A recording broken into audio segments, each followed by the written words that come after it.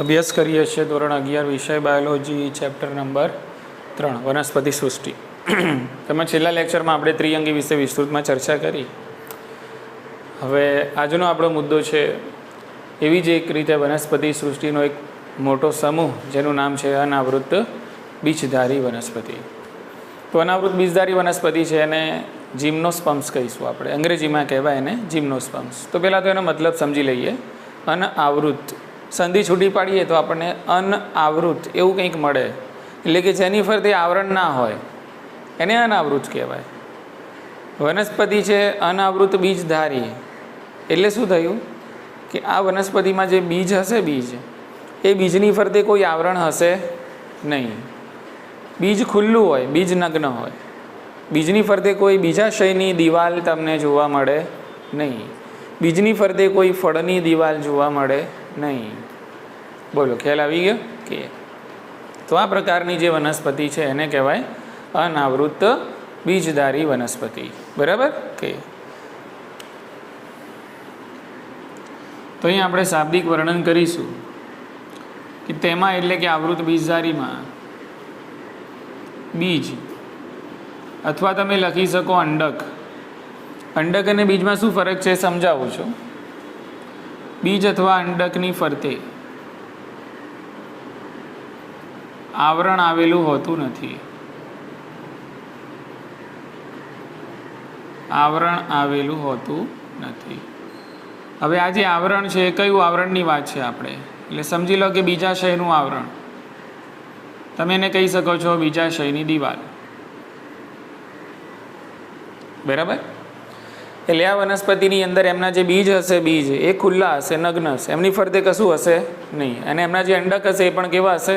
ખુલ્લા અને નગ્ન હશે. ક્લિયર? કે એમની ફરતે કોઈ આવરણ બીજાશયની દિવાલ જેવું કોઈ આવરણ જોવા મળશે નહીં. તો એને આપણે કહીએ છીએ અનાવૃત બીજધારી વનસ્પતિ. આ જે શબ્દ છે ને જીમ્ના, જીમ્નાનો મતલબ જ થાય ખુલ્લું અથવા તો નગ્ન. જીમ્ના જે શબ્દ છે એ જીમ્નાનો મતલબ જ થશે ખુલ્લું અથવા તો એને કહેવાય નગ્ન. સ્પર્મ્સ એટલે આપણે સમજીએ કે બીજ. સ્પર્મ્સ એટલે શું સમજીએ? બીજ. બોલો, આટલી ખબર પડી ગઈ? હવે તમે એમ કહેશો કે સર એક બાજુ તમે બીજની ફરતે કહો છો આવરણ નથી આવેલું, બીજી બાજુ એમ કહો છો અંડકની ફરતે આવરણ ના આવેલું હોય તો બી એને આવૃત બીજધારી જ કહેવાય. બરાબર? તો શું વસ્તુ છે આમાં ધ્યાન રાખીએ. તો જ્યાં સુધી ફલન ન થાય, ફલન ન થાય ત્યાં સુધી અંડકના સ્વરૂપમાં આપણને બીજ જોવા મળે, એટલે કે પૂર્વ ફલિત રચના છે. અંડક કેવી રચના છે? પૂર્વ ફલિત છે, હજુ ફલન થયું નથી. બરાબર? તો ફલન થયા પહેલાં અંડક કહેવાય. પણ જો ફલન થઈ જાય તો ફલન થઈ ગયા પછી એ જ અંડકને બીજ કહેવાય. એટલે બીજ એ કેવી રચના છે? પશ્વફલિત. બોલો, ખ્યાલ આવી ગયો? એટલે બીજની વ્યાખ્યા શું થઈ ગઈ? ફલિત અંડકને બીજ કહે છે. અંડકનું જો ફલન થાય ને તો એ અંડકનું બીજમાં રૂપાંતર થઈ જાય, એ અંડકનું જ શું બની જાય? બીજ બની જાય. બોલો, સમજાવ્યું કે નહીં? એટલે પૂર્વ ફલિત રચના અંડક કહેવાય. એટલે પૂર્વ ફલિત રચના અંડક હોય ને તો અંડકની ફરતે પર આવરણ હોય નહીં, અને ફલન થઈ ગયા પછી જે અંડકનું બીજ બને ને એ બીજની ફરતે પર આવરણ હોય નહીં. એટલે પૂર્વ ફલન રચનાની ફરતે પણ આવરણ ના હોય અને પશ્વ ફલન રચના છે એની ફરતે પર આવરણ હોતું નથી. ક્લિયર ને? એટલા માટે આને કહેવાય છે અનાવૃત બીજધારી વનસ્પતિ. સેટ થઈ ગયો મુદ્દો? ચાલો, અનાવૃત બીજધારીમાં રેન્જ શું છે એની વાત કરી લઈએ. તો અનાવૃત બીજધારીની અંદર તમારી બુકમાં આપેલું છે એ પ્રમાણે મધ્યમ કદનાથી લઈને કે મોટા કદના વૃક્ષોનો સમાવેશ થાય છે, તથા એની અંદર ક્ષૂપોનો સમાવેશ કરવામાં આવે છે. એટલે મુખ્યત્વે અનાવૃત બીજધારીમાં એટલે કે તેમાં કઈ રેન્જના કદના, કયા કદના વનસ્પતિનો સમાવેશ થાય છે? તો તેમાં વૃક્ષોનો સમાવેશ થાય છે અને એ જ રીતે ક્ષૂપોનો સમાવેશ થાય છે. આની અંદર છોડનો સમાવેશ થાય છે એવું આપેલું નથી. એટલે આપણે ટિપિકલ યાદ રાખશું કે વૃક્ષો અને કોનો? ક્ષૂપોનો સમાવેશ થાય છે. વૃક્ષોમાં પણ મધ્યમ કદના અને મોટા કદના, મધ્યમ કદના અને મોટા કદના વૃક્ષોનો સમાવેશ થાય છે. હવે આપણે કેટલાક ઉદાહરણ છે એને જાણી લઈએ. કે જે અનાવૃત બીજધારી વનસ્પતિની અંદર આપણે ભણવાના છે. બરાબર? ઓકે. તેમાં એક સરસ મજાનું નામ આપેલું છે કે અનાવૃત બીજધારી વનસ્પતિમાં સૌથી વિશાળ વૃક્ષ એટલે કે સૌથી ઊંચું વૃક્ષ, સૌથી ઊંચું વૃક્ષ, અને જે સૌથી ઊંચું વૃક્ષ છે એને કહેવાય છે વિરાટ રેડવુડ વૃક્ષ. વિરાટ રેડવુડ વૃક્ષ. વિરાટ એટલે જાયન્ટ, રેડવુડ એટલે કે રેડવુડ, અને વૃક્ષ એટલે કે ટ્રી. બરાબર? Giant redwood tree. તો આ જાયન્ટ રેડવુડ ટ્રી તરીકે કયું નામ આવશે? એનું જે નામ છે એ છે સિકોઇયા.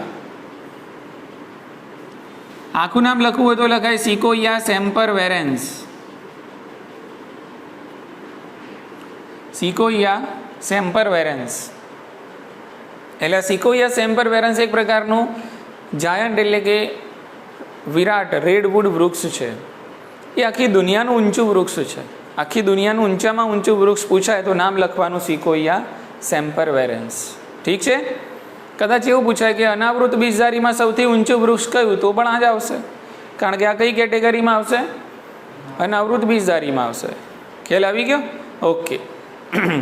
એટલે એવું કહેવામાં આવે છે કે 100 થી 150 મીટર આની હાઈટ હોય છે. કેટલી હોય છે? 100 થી 150 મીટર જેટલી આ વૃક્ષની ઊંચાઈ હોય છે. અને એનું જે થડ હોય ને, એ થડ એટલું આમ પહોળું હોય છે કે વચ્ચેથી તમે એક ગાડી જાય ને એટલો રસ્તો બી બનાવી શકો. ખ્યાલ આવી ગયો? એટલે એટલું વિશાળ વૃક્ષ આપણને જોવા મળે છે. એક્ઝેક્ટ ઇમેજ તમે ગૂગલની અંદર સર્ચ કરજો એટલે તમને મળી જશે. ખ્યાલ આવી ગયો? થોડો હજુ વધારે આઈડિયા જોતો હોય તો આ નામ સર્ચ કરીને તમે જોઈ લેજો. ઠીક છે? ઓકે. તો એક ઉદાહરણ ખબર પડી ગઈ આપણને. દુનિયાનું સૌથી ઊંચું વૃક્ષ પૂછાય તો પણ આ નામ લખશું. અનાવૃત બીજધારીમાં સૌથી ઊંચું વૃક્ષ પૂછાય તો પણ આ જ નામ લખશું. પણ આવૃત બીજધારીમાં સૌથી ઊંચું વૃક્ષ પૂછાય તો આ નામ લખવાય નહીં. આવૃત બીજધારીમાં આવે નીલગિરી. આવૃત બીજધારીમાં કયું છે? નીલગિરી. આપણે આગળના ટોપિકમાં ભણવાનું છે. ચાલ, કદાચ એવું પૂછાય કે ભાઈ અનાવૃત બીજધારીમાં સૌથી નાના કદની વનસ્પતિનું નામ બોલો, તો સૌથી નાના કદની વનસ્પતિ અનાવૃત બીજધારીમાં આવશે જામિયા પિગ્મિયા. એ નામ તમારી બુકમાં આપેલું નથી પણ તમે ટાંકી લેજો.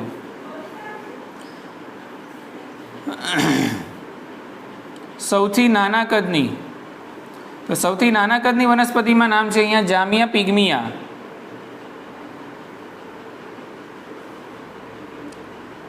જામિયા પિગ્મિયા. બરાબર? ઓકે. હવે તમને હું હોમવર્કમાં આ જે સિકોઇયા સેમ્પરવેરેન્સ છે એની ઊંચાઈ એ શોધી લાવજો. એની ઊંચાઈ કેટલી હોય છે, અને જામિયા પિગ્મિયાની જે ઊંચાઈ એટલે કે એનું જે કદ છે કેટલું છે, બે વસ્તુ તમારે શોધી લાવવાની છે હોમવર્કની અંદર. આટલી ખબર પડી ગઈ? ઓકે. એ જ રીતે બીજા ઉદાહરણની અંદર આપણે આ ટોપિકમાં ભણીશું સાયકસ, પાઇનસ,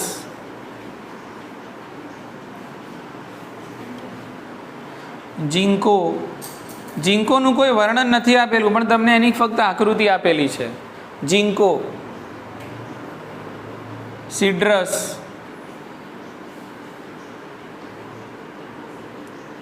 બરાબર? તો આ પ્રકારના ઉદાહરણો તમારે અનાવૃત બીજધારી વનસ્પતિમાં યાદ રાખવાના છે. આટલી ખબર પડી ગઈ? ચલો વધીએ આગળ હવે ફટાફટ. હવે અનાવૃત બીજધારી વનસ્પતિનો દેહ. હવે જેટલી પણ આપણે વનસ્પતિ ભણશું એ બધાનો દેહ હોય બીજાણુજનક, અને જેનો દેહ બીજાણુજનક હોય એમાં સાચા મૂળ પ્રકાંડ અને પર્ણો જોવા મળે છે. બરાબર? તો અહીંયા અનાવૃત બીજધારીનો દેહ છે બીજાણુજનક, અને બીજાણુજનક દેહ હોય એટલે ઓબ્વિયસ એ દ્વિકીય જ હોય, અને આપણે ભણેલા છીએ જન્યુજનક હોય તો એકીય હોય.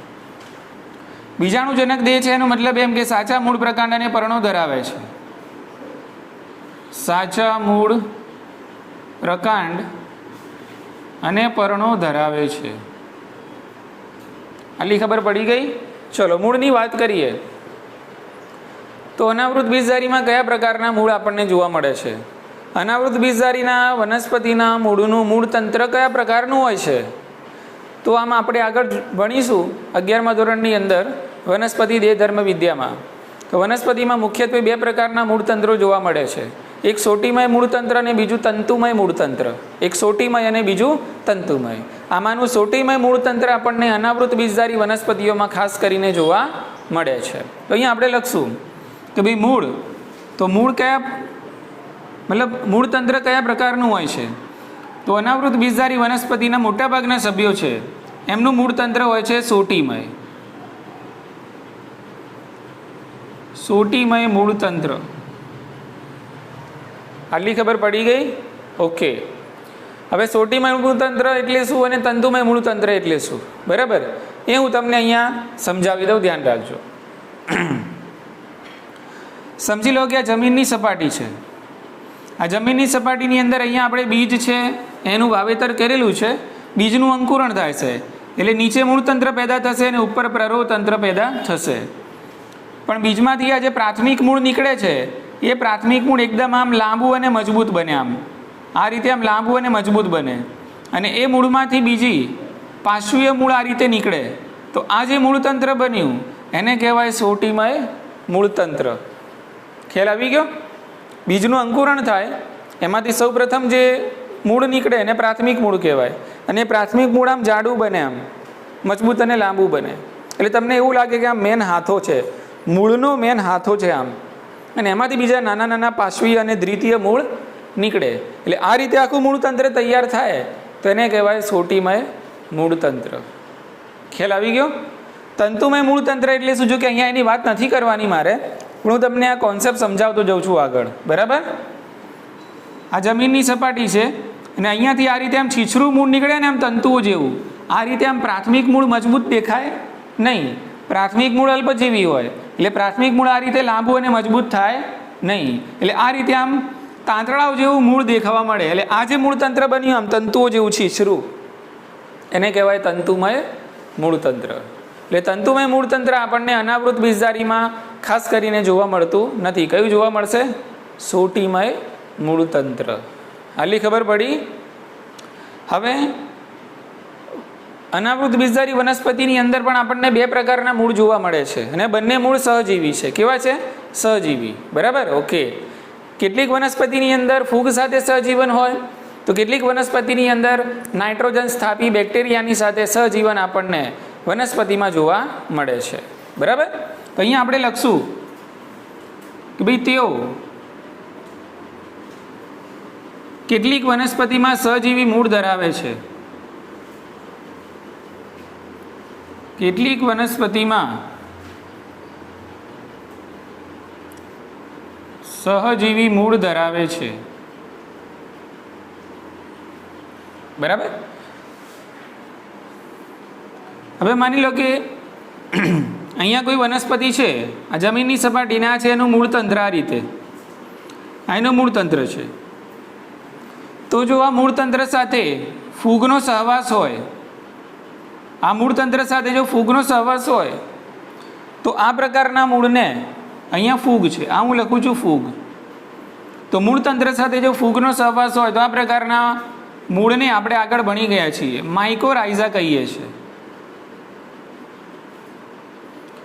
અને એને કવક મૂળ તરીકે પણ ઓળખવામાં આવે છે, કવક મૂળ, બરાબર. એટલે કેટલીક વનસ્પતિના મૂળતંત્ર સાથે ફૂગનો સહવાસ જોવા મળે છે, બરાબર. તો ફૂગનો સહવાસ જોવા મળે તો આવું જે સહજીવી મૂળ છે એને શું કહેવાય? માઇકોરાઇઝા. ખ્યાલ આવી ગયો? અથવા તો કવક મૂળ તરીકે એને ઓળખવામાં આવે છે. ઉદાહરણ તમારે જોઈએ છે તો ઉદાહરણ તમે અહીંયા લખી શકો છો, પાઇનસ, બરાબર. કે એટલે પાઇનસનું જે મૂળતંત્ર છે એને આ જે ફૂગ શું કરે? જમીનમાંથી ફોસ્ફરસનું શોષણ કરે. અને ફોસ્ફરસનું શોષણ કરીને કોણે આપે? વનસ્પતિના મૂળને આપે. અને મૂળ બદલામાં એને આશ્રય આપે, નાઇટ્રોજન આપે અને શર્કરા આપે. લેતી દેતી થાય ને બંનેનું જીવન વ્યતીત થાય. તો આ પ્રકારનું પરસ્પર લાભદાયી જીવન હોય તો એને કહેવાય સહજીવન. ઠીક છે? કે કેટલીક વનસ્પતિમાં શું હશે? તો કેટલીક વનસ્પતિના જે મૂળતંત્ર છે, બરાબર, એ મૂળતંત્ર ઉપર આપણને સહજીવી બેક્ટેરિયા જોવા મળે છે. અને એ બેક્ટેરિયાનું નામ છે સાયનોબેક્ટેરિયા. સાયનોબેક્ટેરિયા. તમે એને કહો છો પ્રકાશ સંશ્લેષી બેક્ટેરિયા. પ્રકાશ સંશ્લેષી. બરાબર. તો કેટલીક વનસ્પતિના મૂળતંત્ર સાથે ફૂગ નહીં, પણ કોણ જીવન ગુજારે? સાયનોબેક્ટેરિયા જેવા પ્રકાશ સંશ્લેષી બેક્ટેરિયા જીવન ગુજારતા હોય છે. બરાબર. અને આ લોકો શું કરે? તો આ લોકો નાઇટ્રોજનનું સ્થાપન કરી આપે. વાતાવરણની અંદર રહેલો જે નાઇટ્રોજન છે એનું શું કરી આપશે? સ્થાપન કરી આપશે. અને આ પ્રકારના મૂળને શું કહેવાય? તો આ પ્રકારના મૂળને કહેવાય પ્રવાળ મૂળ. આને કહેવાય પ્રવાળ મૂળ. તો અહીંયા કેટલીક વનસ્પતિમાં આ રીતે સહજીવી મૂળતંત્ર જોવા મળતું હોય છે. બરાબર. અને આ પ્રવાળ મૂળનું ઉદાહરણ છે સાયકસ. સાયકસ.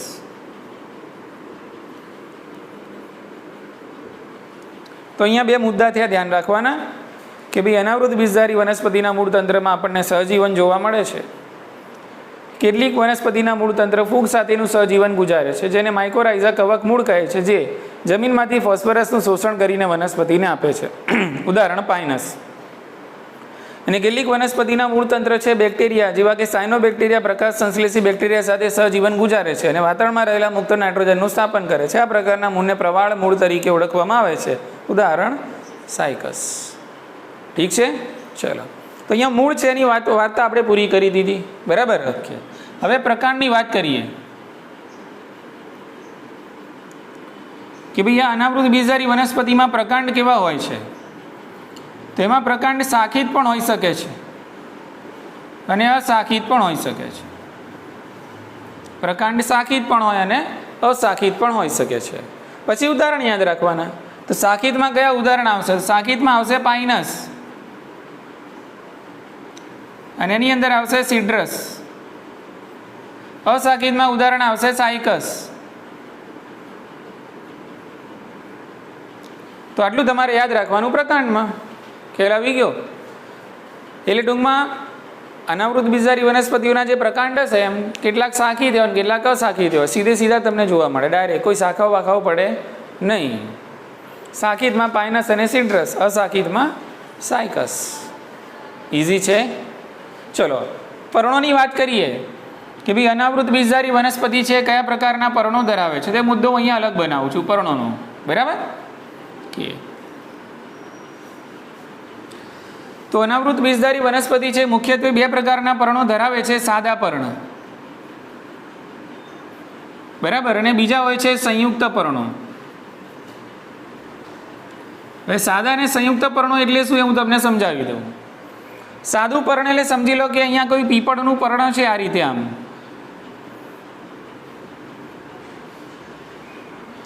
આ એક પાંદડું જ છે, લીફ. તો આ જે છે પર્ણનો આ જે ભાગ છે આખો, આ પાંદડા જેવું તમને જે લાગે છે એને આપણે કહીએ છીએ પર્ણપત્ર. બરાબર ને? આને પર્ણપત્ર કહેવાય.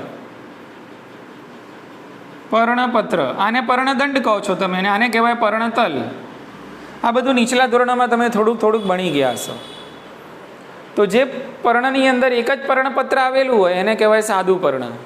બરાબર. ઓકે, આટલી ખબર પડી? હા કે ના એમ કહો. આને શું કહેવાય? સાદું પર્ણ. હવે આ જ પર્ણ છે, સમજજો, આ જે પર્ણ છે એ જ પર્ણ છે, એની અંદર હું થોડી કારીગીરી એન્જિનિયરિંગ કરીએ આપણે. બરાબર. પર્ણની અંદર તમે જોયું હશે મોટાભાગના પર્ણોમાં મધ્યમાંથી એક પાઇપલાઇન જતી હોય ઉપર પર્ણપત્ર ઉપર, એ શિરા કહેવાય, મધ્ય શિરા. શું કહેવાય એને? મધ્ય શિરા. બરાબર. આ જે છે એને પર્ણની કિનારીઓ કહીએ છીએ આપણે. તો આ પર્ણની કિનારીઓને સમજી ગયેલા આ રીતે હું છેદન કરું છું. આમ પર્ણની કિનારીઓનું હું છેદન કરું છું આ રીતે, અને આ છેદન છે એને છેક અહીંયા મધ્ય શિરા છે ને ત્યાં સુધી લઈ જાઉં છું. એટલે મારી આકૃતિ કંઈક આવી રીતે થઈ જશે.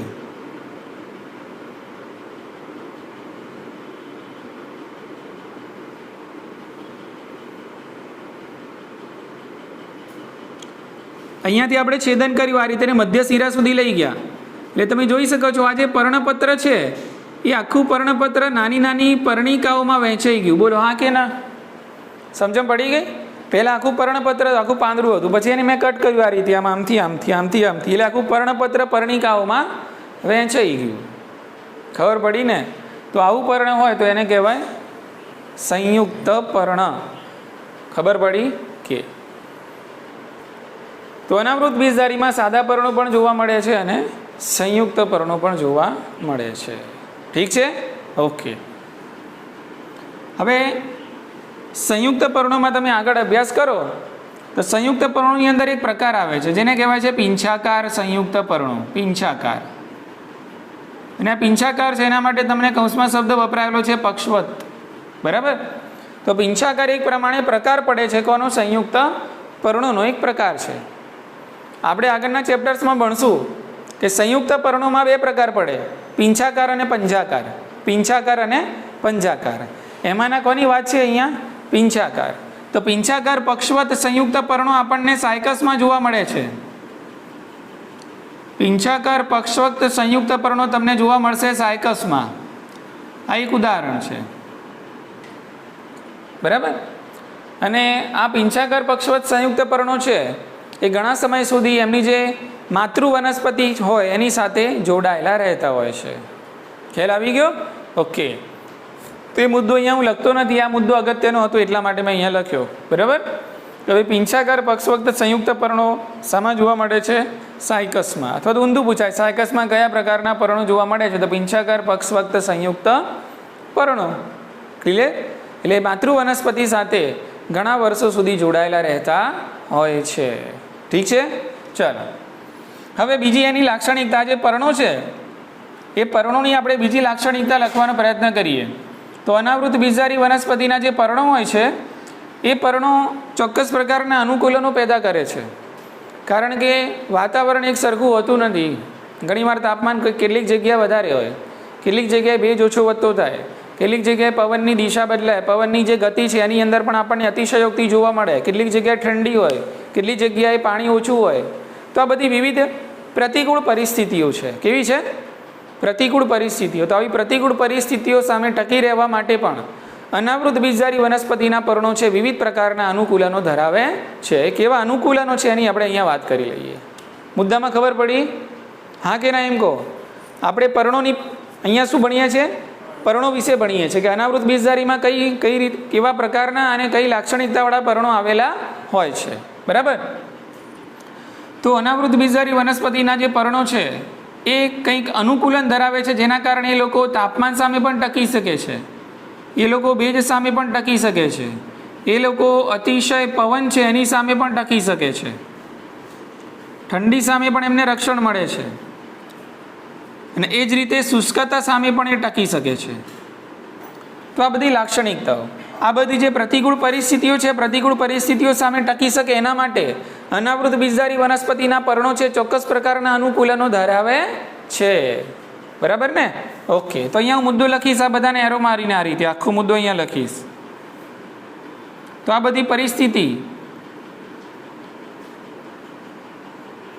જેવી પરિસ્થિતિ સામે ટકી રહેવા માટે પર્ણો અનુકૂલન ધરાવે છે, અનુકૂલન ધરાવે છે. હવે કયા પ્રકારના અનુકૂલન ધરાવે છે એની વાત કરી લઈએ. એટલે અનાવૃત બીજધારીમાં શંકુધારી વનસ્પતિ જે છે, શંકુધારી વનસ્પતિ, તમે કહેશો શંકુધારી વનસ્પતિ એટલે શું? તો જેનો આકાર શંકુ જેવો હોય, આ રીતે, આમ એનો શેપ આખો વનસ્પતિનો આ રીતે પડે, આમ શંકુ આકાર. શંકુદ્રુમ જંગલોમાં જોવા મળે. ક્યાં જોવા મળે? શંકુદ્રુમ જંગલોમાં આવી વનસ્પતિ જોવા મળે. તો એને શંકુધારી વનસ્પતિ કહેવાય. શંકુધારી, અંગ્રેજીમાં એને કહેવાય કોનિફર્સ. કોન એટલે શંકુ, કોનિફર્સ એટલે શંકુધારી વનસ્પતિ. પાઇનસ છે, સાયકસ છે, આ બધી એવી વનસ્પતિ છે. બરાબર? ઓકે. તો શંકુધારી વનસ્પતિના પર્ણોનો તમે અભ્યાસ કરો તો એ પર્ણો છે તમને સોયની અણી જેવા દેખાય છે. સોયની અણી જેવા પર્ણો ધરાવે છે. નીડલ, પેલું જે ઇન્જેક્શન હોય ને, ઇન્જેક્શન નીડલ કેવી હોય? બરાબર ને? તો એ પ્રકારનો એમના પર્ણોનો આકાર હોય. એટલે કંઈક આ રીતે એમના પર્ણો છે, આ રીતે આમ સોય જેવો, સોયની જે અણી હોય ને એ પ્રકારનો પર્ણોનો આકાર તમને જોવા મળે. શું થાય આનાથી? તો આનાથી સપાટીનો વિસ્તાર ઘટી જાય. પર્ણ આખું આમ ફેલાયેલું હોય, આખું પર્ણપત્ર આમ ફેલાયેલું હોય આ રીતે, તો ક્ષેત્રફળ કેવું થઈ જાય? વધી જાય. એટલે વધારે પડતું પાણી શું થઈ જાય? બહાર નીકળી જાય. હવે પાણી ઓછું બહાર કાઢવું હોય તો પર્ણનો શેપ આમ થઈ જાય, આમ આ રીતે, આમ સોયની અણી જેવું થઈ જાય આમ.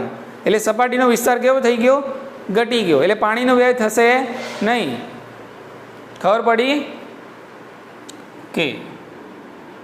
તો સોયની અણી જેવા પર્ણો આપણને જોવા મળે છે. આનાથી થાય છે શું? તો સપાટી વિસ્તારમાં ઘટાડો થાય છે. સપાટી વિસ્તારમાં ઘટાડો થાય છે. બીજા કોઈ અનુકૂલન જોવા મળે આના સિવાય? તો હા. તો બીજા અનુકૂલનની અંદર કેવું હોય? સમજી લો કે આ પર્ણ છે. તો આ પર્ણની સપાટી ઉપર આવેલું હોય ક્યુટિકલનું આવરણ. મોટાભાગના બધા પર્ણોની સપાટી પર ક્યુટિકલનું આવરણ હોય જ, પણ અહીંયા જે ક્યુટિકલનું આવરણ છે સામાન્ય આવરણ છે એના કરતાં જાડું હોય. એટલે ક્યુટિકલ આમ આ પર્ણ છે. પર્ણ ઉપર આપણે તમે ક્યુટિકલની ચાદર પાથરી દીધી એટલે પર્ણમાંથી હવે પાણી નીકળશે નહીં. એટલે પર્ણમાંથી પાણીનો વ્યય થતો અટકશે. બરાબર છે? તો કેટલીક વનસ્પતિ છે શું ધરાવે છે? પોતાની સપાટી ઉપર જાડું ક્યુટિકલ ધરાવે છે. બરાબર? જાડું ક્યુટિકલ ધરાવે છે. બીજું, તમે નીચલા ધોરણમાં ભણીને આવ્યા છો કે ભાઈ પર્ણ છે એની સપાટી પર આવેલા હોય પર્ણરંધ્રો અથવા તો વાયુરંધ્રો, અને વાયુરંધ્રો દ્વારા ઉચ્છેદનની પ્રક્રિયા દ્વારા પાણી એટલે કે વનસ્પતિ છે વધારાના પાણીનો નિકાલ બાષ્પ સ્વરૂપે કરે છે. બરાબર?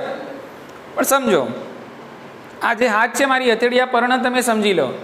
હવે અહીંયા પર્ણરંધ્ર હોય તો ફટાફટ પાણીનો નિકાલ થઈ જાય, પણ પર્ણરંધ્ર હું સેજ ઊંડું લઈ જાઉં અહીંયા નીચે, પર્ણરંધ્ર છે એને નિમગ્ન કરું પર્ણમાં, તો એટલો બધો પાણીનો વ્યય થાય નહીં. એટલે ઘણીવાર પર્ણો આવું અનુકૂલન પણ ધરાવે છે. એમની અંદર તમને જે પર્ણરંધ્રો અને વાયુરંધ્રો જોવા મળે, વાયુરંધ્રો નિમગ્ન હોય. કેવા હોય? નિમગ્ન. આમ ઉપરની સપાટી આમ ઉપર છેલ્લા આવેલા હોય નહીં, આમ ઊંડે ઉતરેલા હોય થોડા, તો એને કહેવાય નિમગ્ન વાયુરંધ્રો. શું કહેવાય એને? નિમગ્ન વાયુરંધ્રો. બરાબર? તો ઉપરની સપાટી પર નહીં. બરાબર? તો આ વાયુરંધ્રો આપણને પર્ણની અંદર નિમગ્ન થયેલા જોવા મળે છે. તો અહીંયા બીજી લાક્ષણિકતા શું છે કે પર્ણો શું ધરાવે છે? નિમગ્ન વાયુરંધ્રો. નિમગ્ન એટલે એને સંકન કહેવાય. સંકન એટલે ડૂબેલા આમ તો કહેવાય સંકન, ને વાયુરંધ્રો એટલે કે સ્ટોમાટા. તો કેટલીક વનસ્પતિ અનાવૃત બીજધારીની અંદર આ પ્રમાણેના અનુકૂલન ધરાવે છે કે ભાઈ પર્ણની આસપાસ છે જાડું ક્યુટિકલનું આવરણ પાથરી દે, અથવા તો એમના જે પર્ણ છે પર્ણની અંદર જે વાયુરંધ્રો છે ઉપરની સપાટીએ ન આવેલા હોતા ક્યાં આવેલા હોય છે? નિમગ્ન થયેલા હોય છે. અને આ બધું જ આ બધા જે અનુકૂલનો છે એના કારણે તમે વધારાના પાણીનો વ્યય છે થતો અટકાવી શકો છો. બરાબર ને? આ બધાના કારણે આ શું થયું એમ, તો એના લીધે આપણે પાણીનો વ્યય થતો અટકાવી શકીએ છીએ. પાણીનો વ્યય થતો અટકાવી શકાય છે. આટલી ખબર પડી ગઈ કે તો આ હતી જનરલ તારીફ, સામાન્ય તારીફ. ઓળખ્યા આપણે, ઓળખી કઈ વનસ્પતિને? અનાવૃત બીજધારી વનસ્પતિને. હવે આપણે ભણવાનું છે એનું જીવનચક્ર. બરાબર? જે રીતે ત્રિઅંગીમાં ભણ્યા ને, બીજાણુજનકમાંથી જન્યુજનક, જન્યુજનકમાંથી બીજાણુજનક, એવી રીતે આનું પણ જીવનચક્ર ભણી લઈએ. ઉતરી મગજમાં વાત?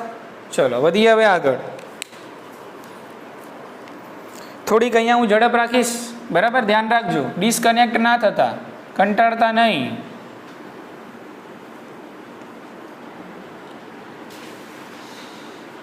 તો અનાવૃત બીજધારી વનસ્પતિ છે એનો દેહ બીજાણુજનક છે. આપણે પહેલાં જ લખી લીધું, બીજાણુજનક દેહ ધરાવે છે. તમે જોયું ત્રિઅંગી વનસ્પતિની અંદર, તો ત્રિઅંગી વનસ્પતિની અંદર આપણને બે ઓપ્શન મળતા હતા. કેટલીક ત્રિઅંગી વનસ્પતિ કેવી હતી? સમબીજાણુક, દાખલા તરીકે 21 એટમ, ને કેટલીક હતી વિષમ બીજાણુક. પણ અહીંયા એવો કોઈ ઓપ્શન છે નહીં. અનાવૃત બીજધારી બધી જ અનાવૃત બીજધારી છે વિષમ બીજાણુક. બધી અનાવૃત બીજધારી કેવી છે? વિષમ બીજાણુક છે. આ ખાસ મગજમાં વાત ઉતારી લેજો, નીટ માટે અગત્યનું. બરાબર? કે તો બીજાણુજનક દેહ ધરાવે છે ખરી. બીજાણુજનક એટલે બીજાણુઓ પેદા કરશે આગળ જઈને, હા કે ના? એટલા માટે આપણે એને કીધું બીજાણુજનક.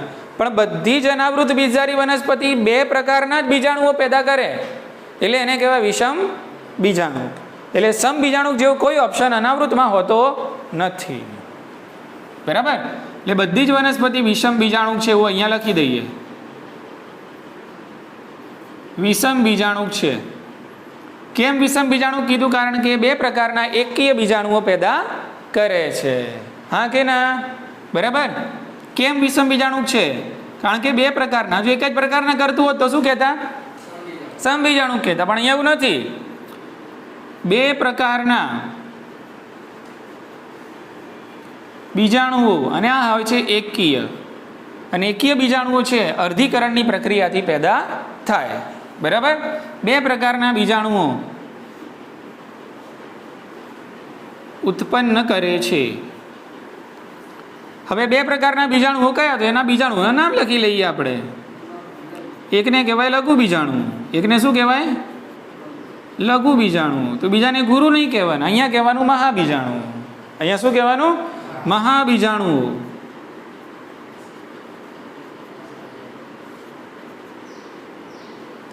બોલો, આટલે સુધી ખબર પડી? ઓકે. જો જ્યાં લઘુ બીજાણુ હોય ને ત્યાં નરપણું આવે. કયું આવે? મહા શબ્દ માદાપણા માટે અહીંયા વાપરવાનો, અને લઘુ છે એ નરપણા માટે વાપરવાનો. બરાબર ને? કે ચલો, આ લઘુ બીજાણુઓ છે ક્યાં પેદા થશે? તો લઘુ બીજાણુ ધાનીમાં.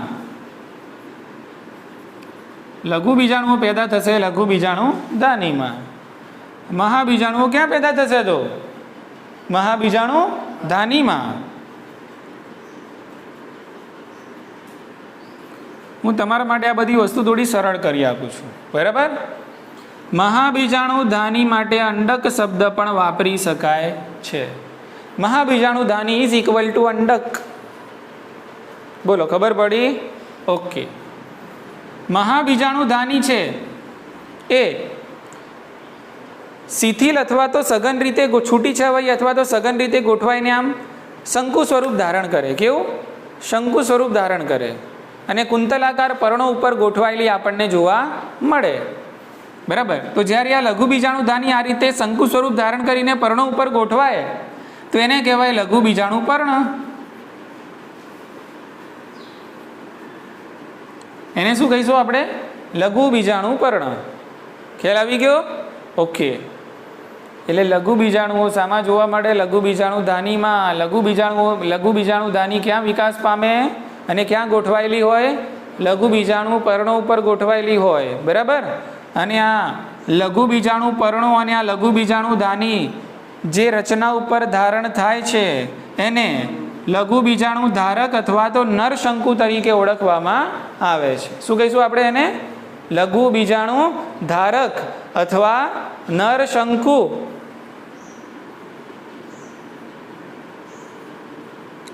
લઘુ બીજાણુ ધારક અથવા એને કહેવાય છે નર શંકુ. આટલી ખબર પડી? ઓકે.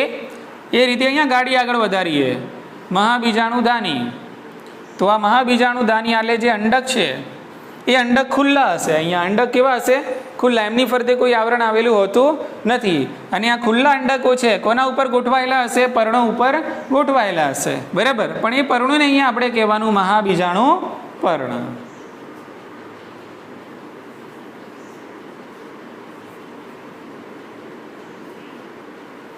ખબર પડી?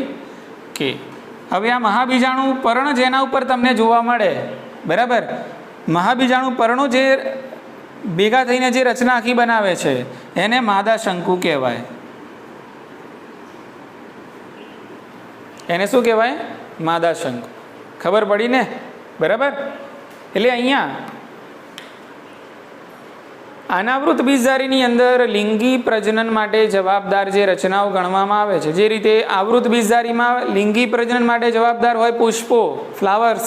શું હોય? હા, ફ્લાવર્સ, પુષ્પો જવાબદાર હોય આવૃત બીજધારીમાં.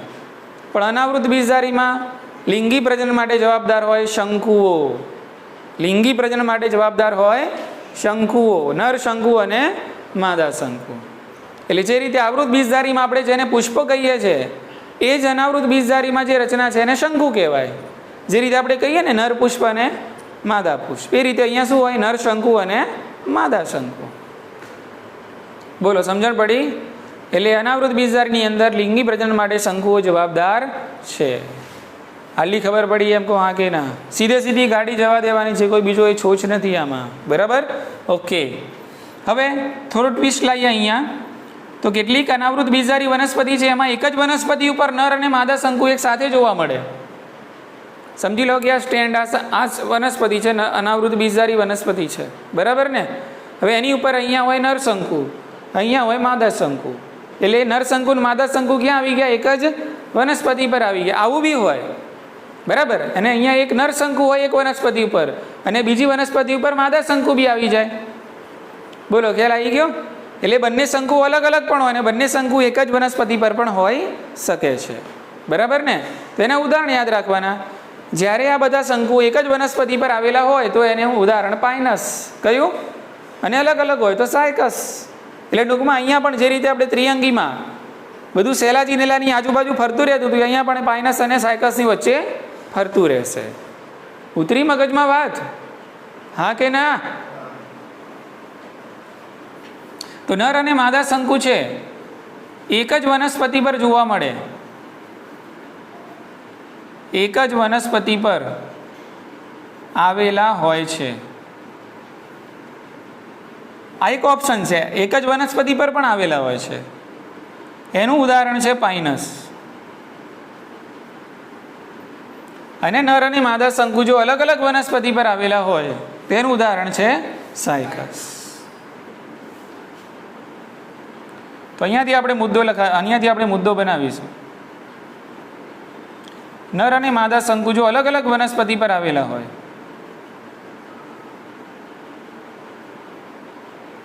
અલગ અલગ વનસ્પતિ પર આવેલા હોય છે તેનું ઉદાહરણ છે સાયકસ.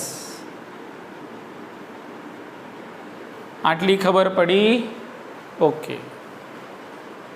હવે જુઓ, નર શંકુ છે, અથવા તો તમે એને કહો છો લઘુ બીજાણુ ધારક.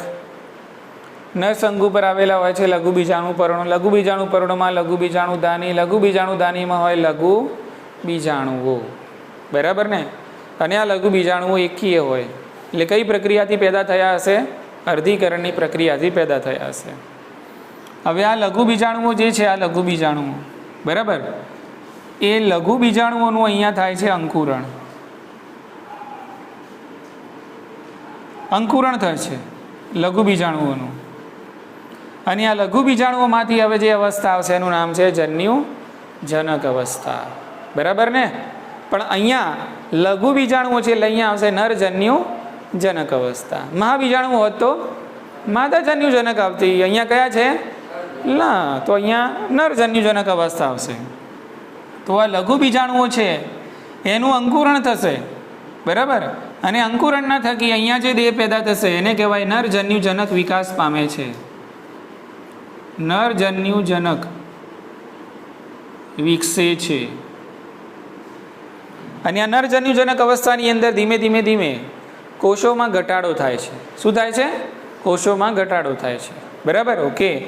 તો આ જે કોષોની અંદર તમને જે ઘટાડો જોવા મળે છે, અને ઘટાડો જોવા મળવાના કારણે નરજન્યુજનક અવસ્થા છે એની અંદર પેદા થાય છે પરાગરજ. શું જોવા મળશે એમાં? પરાગરજ જોવા મળે છે. ખ્યાલ આવી ગયો? ઓકે. બોલો, આટલી ખબર પડી? ચાલો, હવે આપણે આ બાજુનો જે ભાગ છે એની આપણે વાત કરી લઈએ. તો અહીંયા મહાબીજાણુ ધાની છે અને તમે કીધું અંડક, બરાબર? હવે આ જે અંડક છે એ જ્યારે અંડક ન હતા એના પહેલાં શું હતું એમ, બરાબર? તો આ જે અંડક કઈ રીતે બન્યું એની થોડી આછી પાતળી અહીંયા ચર્ચા અને વર્ણન આપેલું છે, તો ધ્યાન રાખશું. અહીંયા અંડકનો જે મુખ્ય દેહ હોય ને, મુખ્ય દેહ, અંડકનો મુખ્ય દેહ હોય એને પ્રદેહ કહેવાય. અંગ્રેજીમાં એને કહેવાય ન્યુસેલસ. અંડકનો મુખ્ય દેહ એટલે કે પ્રદેહ, બરાબર? ઓકે. અને પ્રદેહનો જે એક કોષ હોય છે એ પ્રદેહના એક કોષનું વિભેદન થાય છે. પ્રદેહના એક કોષનું વિભેદન થાય છે, બરાબર? અને વિભેદન થવાના કારણે અહીંયા તમને મળે છે મહાબીજાણુ માતૃકોષ. મહાબીજાણુ માતૃકોષ એ પણ એક જ મળે છે. અને આ મહાબીજાણુ માતૃકોષની ફરતે આવરણોની રચના થાય છે. મહાબીજાણુ માતૃકોષ છે આવરણો ધરાવે છે, એની ફરતે આવરણો આવે છે અને પછી જે રચના ધારણ થાય છે એને આપણે અંડક કહીએ છીએ. એને શું કહીએ છીએ? અંડક. ખબર પડી? એટલે અંડકને આપણે સાઈડમાં સમજ્યા, અંડકને આમ સાઈડમાં સમજ્યા. ખબર પડી ને કે અંડક શું છે એમ ખ્યાલ આવ્યો? તો અંડકનો જે મુખ્ય દેહ છે એને શું કહેવાય? પ્રદેહ તરીકે ઓળખવામાં આવે છે. એટલે કે પ્રદેહનો જે એક કોષ હતો પહેલાં ભૂતકાળમાં, બરાબર, એનું વિભેદન થાય છે, બરાબર, અને એનું વિભેદન થઈને એમાંથી બને છે મહાબીજાણુ માતૃકોષ. અને આ મહાબીજાણુ માતૃકોષની ફરતે આવરણોની રચના થાય છે અને એના થકી પછી આખું તૈયાર થઈ જાય છે અંડક, જેને તમે મહાબીજાણુ ધાની પણ કહી શકો છો. ખબર પડી? અને અંડક છે તમને ક્યાં જોવા મળે છે? મહાબીજાણુ પર્ણો ઉપર. અંડક તમને જોવા મળશે મહાબીજાણુ પર્ણો ઉપર. કેવી અવસ્થામાં? ખુલ્લી અને નગ્ન અવસ્થામાં આવેલા હોય છે, ગોઠવાયેલા હોય છે. ખ્યાલ આવી ગયો? ઓકે. અને કદાચ એનો આકાર પૂછાઈ જાય તો તમારે લખવાનું ગુચ્છાદાર. કઈ રીતે ગોઠવાયેલા હોય છે અંડકો? ગુચ્છાદાર સ્વરૂપે મહાબીજાણુ પર્ણો ઉપર ગોઠવાયેલા હોય છે. અને પછી શાની રચના કરે છે? માદા શંકુની રચના કરે છે. ખ્યાલ આવી ગયો ને? અહીંયા આપણે પહેલાં જનરલ સમજ્યા, પછી અંડક શું છે એની વાત કરી સાઈડમાં. બોલો, સમજી ગયા ને? ઓકે, ચાલો હવે આપણે વાત કરીએ. હવે આમાંથી થોડું સાઈડમાં લઈ જવાનું, આમાંથી આમ થોડું સાઈડમાં લઈ જવાનું. ખબર પડી? મહાબીજાણુ માતૃકોષ કે જે અંડકની અંદર રહેલો છે. શામાં છે? અંડકની અંદર રહેલો છે મહાબીજાણુ માતૃકોષ. તો આ મહાબીજાણુ માતૃકોષનું અહીંયા થશે અર્ધીકરણ. એટલે મહાબીજાણુ માતૃકોષ કેવો હોવો જોઈએ? દ્વિકીય. મહાબીજાણુ માતૃકોષનું અર્ધીકરણ થાય એટલે અહીંયા પેદા થશે 4 એકીય મહાબીજાણુઓ. 4 એકીય મહાબીજાણુઓ એ આ જ, બીજા નહીં પાછા. અહીંયા આપણે પહેલાં જે લખ્યું ને મહાબીજાણુઓ પેદા થાય છે, સમજાવ્યું કે નહીં? તો એ મહાબીજાણુઓ કઈ રીતે પેદા થાય છે? તો એ મહાબીજાણુઓ પેદા થવા માટે મહાબીજાણુ માતૃકોષનું શું થાય છે? અર્ધીકરણ થાય છે. અને અર્ધીકરણના થકી એમાંથી 4 એકીય મહાબીજાણુઓ પેદા થાય છે. ખબર પડી ને? ઓકે. હવે આ 4 એકીય મહાબીજાણુઓમાંથી 3 મહાબીજાણુ છે અવનત પામે છે, એમને પોષણ મળતું નથી, બરાબર? ઓકે. ભૂખ્યા તરસા મરી જાય છે બિચારા. એક જ મહાબીજાણુ બાકી રહે છે જેને પોષણ મળે છે. એટલે આ જે એક મહાબીજાણુ છે, એક મહાબીજાણુમાંથી, તો એક મહાબીજાણુમાંથી હવે શું પેદા થાય છે? તો એક મહાબીજાણુમાંથી હવે પેદા થશે એક મહાબીજાણુ છે એમાંથી અહીંયા પેદા થશે માદાજન્યુજનક, બરાબર? અને આ માદાજન્યુજનક છે કેટલા હોઈ શકે છે? 2 કે તેથી વધારે. 2 કે તેથી વધારે માદાજન્યુજનક બહુકોષીય સ્વરૂપમાં પેદા થાય છે. આટલી ખબર પડી? અહીંયા જો આ નરશંકુ છે તો નરશંકુમાંથી આગળ જઈને આપણે શું પેદા કર્યું? માદાજન્યુજનક. એટલે અહીંયા પણ પેદા થવાનું ને શું? નરજન્યુજનક. એટલે અહીંયા પણ પેદા થવાનું ને કયું? માદાજન્યુજનક. એટલે આ બાજુ નરજન્યુ પેદા થશે અને માદાજન્યુજનકમાં અંડકોષ એટલે કે માદાજન્યુ પેદા થશે. ખબર પડે છે? બરાબર કે? તો આ માદાજન્યુજનક છે. સિક્વન્સ ખબર પડી? મહાબીજાણુ માતૃકોષ જે હતો અંડકમાં એનું અર્ધીકરણ થયું એટલે 4 એકીય મહાબીજાણુઓ પેદા થયા. 4માંથી 3 અવનત પામે છે, એક મહાબીજાણુ છે એ બચે છે અને એક મહાબીજાણુ છે એનું વિભાજન થાય છે, બરાબર? અને એમાંથી 2 કે તેથી વધારે માદાજન્યુજનક વિકાસ પામે છે. બહુકોષીય કેવા હોય છે? બહુકોષીય માદાજન્યુજનક વિકાસ પામે છે. આટલી ખબર પડી? અહીંયા તમે જુઓ નરજન્યુજનક એ પણ આ જે બીજાણુ પર્ણો છે એટલે કે આ જે બીજાણુ ધાની છે એના ઉપર સચવાયેલા જ રહેશે, અલગ થશે નહીં, બરાબર? એટલે મુક્તજીવી હોતા નથી. અહીંયા પણ માદા જન્યુજનક છે ને એ પણ મહાબીજાણુધાની છે એના ઉપર જ રહેશે, એમાંથી છૂટા પડશે નહીં, કારણ કે અલ્ટિમેટલી બધું પેદા તો ત્યાંથી જ થાય છે ને. એટલે એવું નહીં કે ભાઈ જન્યુજનક દેહ પેદા થઈ એટલે પછી એ સાઈડમાં જતો રહેશે ને, એવું હોતું નથી. એ એના ઉપર જ વસે છે, એના ઉપર જ રહેશે, અને ત્યાં ફલન એ ત્યાં જ થાય છે. અલગ એને કોઈ પ્લેટફોર્મ અલગ પ્લોટ મળતો નથી. ખ્યાલ આવી ગયો? એટલે કહેવાનો મતલબ શું કે નરજન્યુજનક હોય કે પછી માદા જન્યુજનક હોય, બંને બીજાણુજનક ઉપર સચવાય છે. ખ્યાલ આવી ગયો? નરજન્યુજનક હોય તો એ લઘુ બીજાણુધાની ઉપર સચવાઈ રહેશે, અને માદા જન્યુજનક હશે તો એ મહાબીજાણુધાની ઉપર સચવાઈ રહેશે. એટલે ટૂંકમાં જન્યુજનક નર હોય કે માદા હોય, બંને જન્યુજનક છે બીજાણુજનક અવસ્થા ઉપર સચવાઈ રહે છે. બોલો, ખ્યાલ આવી ગયો? ઓકે. તો અહીંયા આપણે લખશું કે ભાઈ નરજન્યુજનક અને માદા જન્યુજનક બંને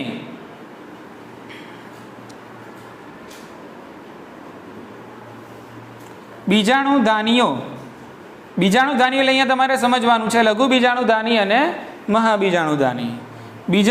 બીજાણુધાનીઓ પર સચવાઈ રહે છે, અને એમને સચવાવું જ પડે, ત્યાં જ રહેવું પડે. કેમ ત્યાં રહેવું પડે? તો જે રીતે દ્વિઅંગી અને ત્રિઅંગી વનસ્પતિમાં આપણે જોયું કે નરજન્યુજનક અને માદા જન્યુજનક દ્વિઅંગી અને ત્રિઅંગીમાં તો કેવા હતા? મુક્તજીવી હતા, સ્વતંત્ર હતા, પ્રકાશ સંશ્લેષી હતા. એવું આમાં હોતું નથી. આ તો બાજુમાં જતા રહે તો પછી ખોરાક કોણ આપે આ લોકોને? ખ્યાલ આવી ગયો? એટલે એમને ક્યાં રહેવું પડે? બીજાણુજનક ઉપર જ રહેવું પડે, બીજાણુધાનીઓમાં જ રહેવું પડે. કારણ કે આમાં નરજન્યુજનક અને માદા જન્યુજનક ખાસ યાદ રાખજો, અનાવૃત બીજધારીમાં નર અને માદા જન્યુજનક છે એ કેવા નથી હોતા? મુક્તજીવી અને પ્રકાશ સંશ્લેષી હોતા નથી. કોની જેમ? ત્રિઅંગી અને દ્વિઅંગીની જેમ.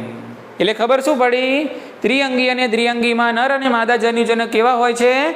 મુક્તજીવી હોય છે, એવા આમાં હોતા નથી. અને એટલા માટે માદા અને નર જન્યુજનક બંને શાના ઉપર રહે છે? બીજાણુધાનીઓ ઉપર રહે છે. આટલી ખબર પડી ગઈ? ઠીક છે. તો હવે આ જે માદા જન્યુજનક છે એ માદા જન્યુજનક ઉપર 2 કે તેનાથી વધારે સ્ત્રી જન્યુધાનીનો વિકાસ થાય છે. આપણે આગળ ત્રિઅંગીમાં અને દ્વિઅંગીમાં અભ્યાસ કર્યો કે નર જન્યુજનક હોય કે માદા જન્યુજનક હોય, એટલે કે જન્યુજનક દેહ ઉપર લિંગી અંગો ધારણ થતા હોય છે. બરાબર? તો એ જ રીતે અહીંયા આ જે માદા જન્યુજનક છે, માદા જન્યુજનક ઉપર 2 કે તેનાથી વધારે સ્ત્રી જન્યુધાની આપણને જોવા મળે છે. અને આ સ્ત્રી જન્યુધાની છે, સ્ત્રી જન્યુધાનીની અંદર પેદા થાય છે અંડકોષ. સ્ત્રી જન્યુધાનીની અંદર અંડકોષ આપણને પેદા થયેલો જોવા મળે છે. હવે મિત્રો આપણે જે અભ્યાસ કરવાનો છે એ શું છે કે હવે નરજન્યુજનકની અંદર જે પરાગરજનો વિકાસ થયો છે એ પરાગરજ કઈ રીતે એના નરજન્યુ સાથે સ્ત્રી જન્યુધાનીના મુખ સુધી પહોંચે છે. એટલે ફલનની પ્રક્રિયા કરવા માટેનો જે અભ્યાસ છે એની આપણે અહીંયા ચર્ચા કરીશું. બરાબર? તો આઈ હોપ સો કે તમને આટલામાં ખ્યાલ આવી ગયો હશે. હવે જ્યાંથી અટક્યા હતા ત્યાંથી શરૂ કરવાનું છે. તો મિત્રો આ જે પરાગરજ છે એ પરાગરજ ક્યાં આવેલી છે? તો આપણે અહીંયા ઉપર અભ્યાસ કર્યો કે આ પરાગરજ આપણને લઘુ બીજાણુધાનીમાં વિકાસ પામતી જોવા મળે છે. એટલે હવે લઘુ બીજાણુધાનીમાંથી આપણે પરાગરજને કરવાની છે મુક્ત. બરાબર? તો અહીંયા હું એ વસ્તુને અહીંયા સમજાવવાનો પ્રયત્ન કરું છું મિત્રો. બરાબર? તો ધ્યાન આપશો. તો અહીંયા લખું છું પરાગરજ. તો આ પરાગરજ ક્યાં વિકાસ પામેલી છે? તો લઘુ બીજાણુધાનીમાં. તો લઘુ બીજાણુધાનીમાંથી પરાગરજ મુક્ત થાય છે. તો પરાગરજ લઘુ બીજાણુધાનીમાંથી મુક્ત થાય છે. હવે મુક્ત થયા પછી આ પરાગરજ તો કેવી હશે? નાના નાના ધૂળના રજકણો જેવી હશે. એટલે હવાની અંદર એ વહન પામે છે. બરાબર? એટલે કે પરાગરજ હવાના માધ્યમ દ્વારા, હવાની અંદર જે રીતે ધૂળના રજકણો વહન પામતા હોય છે એવી જ રીતે આ પરાગરજ પણ હવાના માધ્યમ દ્વારા વહન પામે છે. વહન પામીને ક્યાં જશે?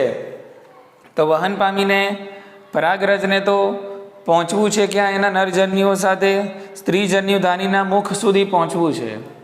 અને કેમ પહોંચવું છે? કારણ કે ત્યાં અંડકોષ છે. એટલે પરાગરજ પોતાની સાથે જે નરજન્યુઓ લઈને આવે છે એ નરજન્યુ અંડકોષને કરશે ફલિત. પણ અહીંયા ધ્યાન રાખશું, આ સ્ત્રીજન્યુધાની છે એ માદાજન્યુજનકમાં વિકાસ પામે છે. હવે આ માદાજન્યુજનક છે ક્યાં વિકાસ પામે છે? તો માદાજન્યુજનક છે એ મહાબીજાણુધાની જેને આપણે કહીએ છીએ અંડક, એની અંદર વિકાસ પામે છે. બરાબર? અને અંડકો આપણને ક્યાં જોવા મળે છે? મહાબીજાણુ પર્ણો ઉપર જોવા મળે છે. એટલે હવે શું થશે કે આ પરાગરજ છે હવાના માધ્યમ દ્વારા મહાબીજાણુ પર્ણો ઉપર આવેલા જે અંડક છે, ખુલ્લા અંડકો, કારણ કે અંડકો ખુલ્લા જ હશે, કારણ કે વનસ્પતિ છે અનાવૃત બીજધારી. તો અહીંયા જે મહાબીજાણુ પર્ણો ઉપર આવેલા જે ખુલ્લા અંડકો છે એ ખુલ્લા અંડકોના છિદ્રોના સંપર્કમાં આવે છે. બરાબર? તો અહીંયા આપણે લખીશું કે આ પરાગરજ હવાના માધ્યમ દ્વારા ક્યાં પહોંચે છે? તો હવાના માધ્યમ દ્વારા મહાબીજાણુ પર્ણો પર ગોઠવાયેલ ખુલ્લા અંડક છિદ્રોના સંપર્કમાં આવે છે. બરાબર? એટલે હવે પરાગરજ છે લઘુ બીજાણુ દાનીમાંથી મુક્ત થઈ ગઈ, હવાના માધ્યમ દ્વારા એ મહાબીજાણુ પર્ણો પર ગોઠવાયેલા જે ખુલ્લા અંડકના છિદ્રો છે એના સંપર્કમાં આવે છે. હવે શું થશે? તો હવે અંડકની અંદર તો શું રહેલું છે? તો અંડકની અંદર તો રહેલું છે સ્ત્રીજન્યુધાની. તો એ પરાગરજ છે એ સ્ત્રીજન્યુધાની સુધી પહોંચે છે. બરાબર? તો એ મુદ્દાને હું અહીંયા લખું છું. ભાઈ આ પરાગરજ છે એ સ્ત્રીજન્યુધાનીના મુખ સુધી પહોંચે છે. પણ એમને એમ નહીં પહોંચે. સ્ત્રીજન્યુધાનીના મુખ સુધી પહોંચવા માટે અહીંયા પરાગનલિકાનું નિર્માણ થાય છે. પરાગનલિકા એટલે આ પરાગરજ છે એની અંદર ધરાવે છે નરજન્યુઓ. બરાબર? એટલે પરાગરજ હવાના માધ્યમ દ્વારા મહાબીજાણુ પર્ણો પર ગોઠવાયેલા જે અંડક છિદ્રો છે એના સંપર્કમાં આવે છે. ત્યારબાદ શું થશે કે એ પરાગરજ છે પરાગનલિકાનો વિકાસ કરે છે અને પરાગનલિકા દ્વારા એ સ્ત્રીજન્યુધાનીના મુખ સુધી પહોંચે છે. પરાગનલિકામાં શાનું વહન થાય છે? તો પરાગનલિકામાં નરજન્યુઓ અને બીજા જે કોષો છે, પદાર્થો છે એનું વહન થતું હોય છે. બરાબર? એટલે પરાગનલિકાના માધ્યમ દ્વારા સ્ત્રીજન્યુધાનીના મુખ સુધી પહોંચશે અને આ જે સ્ત્રીજન્યુધાની છે ત્યાં નરજન્યુઓ છે એને મુક્ત કરે છે. ફક્ત નરજન્યુઓ જ નહીં પણ બીજા જે પદાર્થો છે એને પણ ત્યાં મુક્ત કરે છે. બરાબર? હવે મિત્રો નરજન્યુ ક્યાં મુક્ત થઈ ગયા? સ્ત્રીજન્યુધાનીમાં. બરાબર? કે તો અહીંયા આપણે લખીશું કે ભાઈ નરજન્યુ, તો નરજન્યુ સ્ત્રીજન્યુધાનીમાં આવી ગયા. સ્ત્રીજન્યુધાનીમાં શું છે? ઓલરેડી અંડકોષ છે. તો અહીંયા આપણે લખીશું અંડકોષ. હવે રાબેતા મુજબની પ્રક્રિયા દ્વારા નરજન્યુ અંડકોષનું અહીંયા કરે છે ફલન. ફલનના થકી અહીંયા બનશે ફલિતાંડ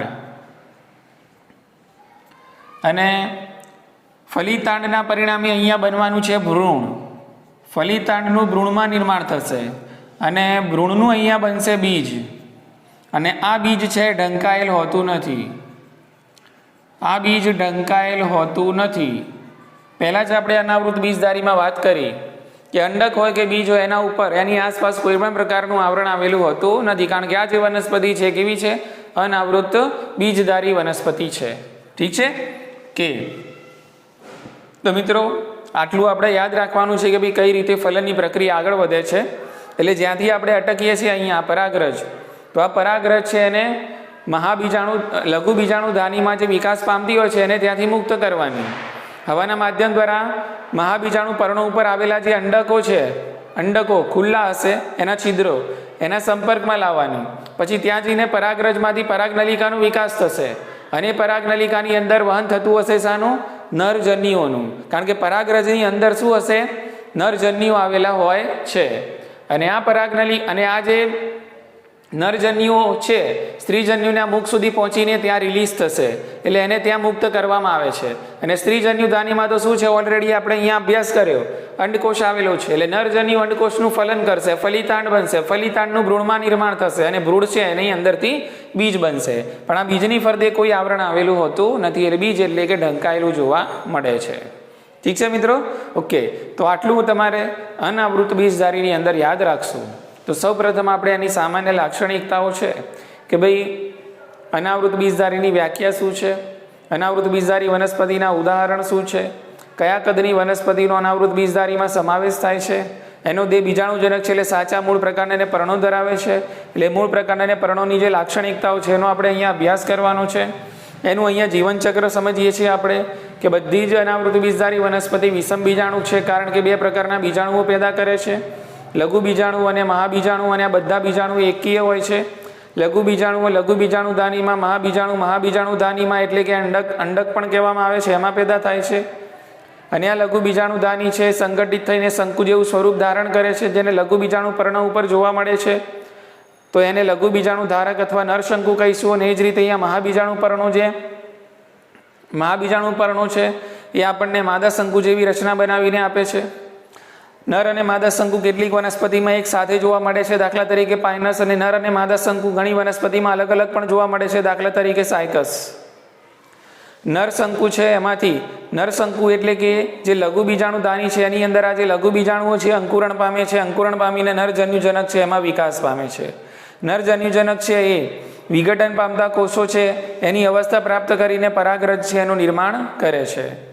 બીજી બાજુ આપણે જોઈશું અહીંયા તો આ મહાબીજાણુ દાની એટલે કે અંડકની રચના કઈ રીતે થાય છે, તો પ્રદેહ જે અંડકનો મુખ્ય દેહ માનવામાં આવે છે, ન્યુસેલસ અંગ્રેજીમાં એને કહીશું. પ્રદેહ છે એની અંદર રહેલો એક કોષ છે એનું વિભેદન થાય છે અને વિભેદન થઈને અહીંયા એક મહાબીજાણુ માતૃકોષ બને છે, એનું અર્ધીકરણ થાય છે. અર્ધીકરણથી 4 એકીય બીજાણુઓ બને છે. એક મહાબીજાણુ છે એ જ રહે છે, બીજા 3 મહાબીજાણુઓ છે અવનત પામે છે. બરાબર? ઓકે, અહીંયા મહાબીજાણુ માતૃકોષની ફરતે આવરણો આવે છે અને એ જે રચના છે એને અંડક તરીકે ઓળખવામાં આવે છે. એક મહાબીજાણુમાંથી માદા જન્યુજનકનો વિકાસ થાય છે અને માદા જન્યુજનક એ 2 કે તેથી વધારે સ્ત્રીજન્યુધાની છે એનું નિર્માણ કરે છે. સ્ત્રીજન્યુધાનીની અંદર આવેલો હોય છે અંડકોષ.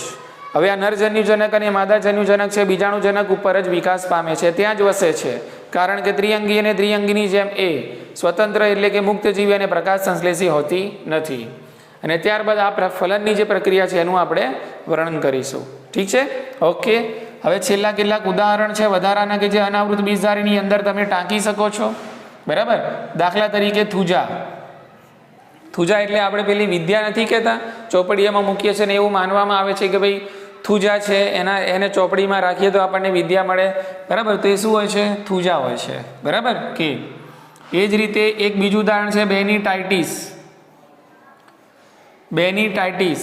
તો આ બેનીટાઇટિસ છે એ અશ્મિભૂત વનસ્પતિ છે. તો અશ્મિભૂત વનસ્પતિની અંદર આનું ઉદાહરણ પૂછાય કે ભાઈ બેનીટાઇટિસ. એ જ રીતે ત્રીજું ઉદાહરણ આપણે યાદ રાખશું ઓરોકેરિયા એટલે કે ક્રિસમસ ટ્રી, જેને નાતાલ વૃક્ષ તરીકે ઓળખવામાં આવે છે. બરાબર? બીજા બધા જે ઉદાહરણ આવ્યા એ તો સાથે સાથે યાદ રાખવાના જ છે. અને વધારેમાં થૂજા એટલે કે જે સુશોભન માટે પણ ઉપયોગમાં આવે છે, બેનીટાઇટિસ કે જે અશ્મિભૂત વનસ્પતિ છે, અને ઓરોકેરિયા જેને નાતાલ વૃક્ષ તરીકે ઓળખવામાં આવે છે. તો મિત્રો અહીંયા લેક્ચર થોડુંક લાંબુ છે પણ પૂરેપૂરું જોવાનું છે અને એની તૈયારી કરી લેવાની છે. ઠીક છે? તો આટલું આપણે જોયું છે, મતલબ આટલું આપણે યાદ રાખીશું અનાવૃત બીજધારીમાં. આવતા લેક્ચરની અંદર આપણે અભ્યાસ કરીશું આવૃત બીજધારી વનસ્પતિ. Thank you very much.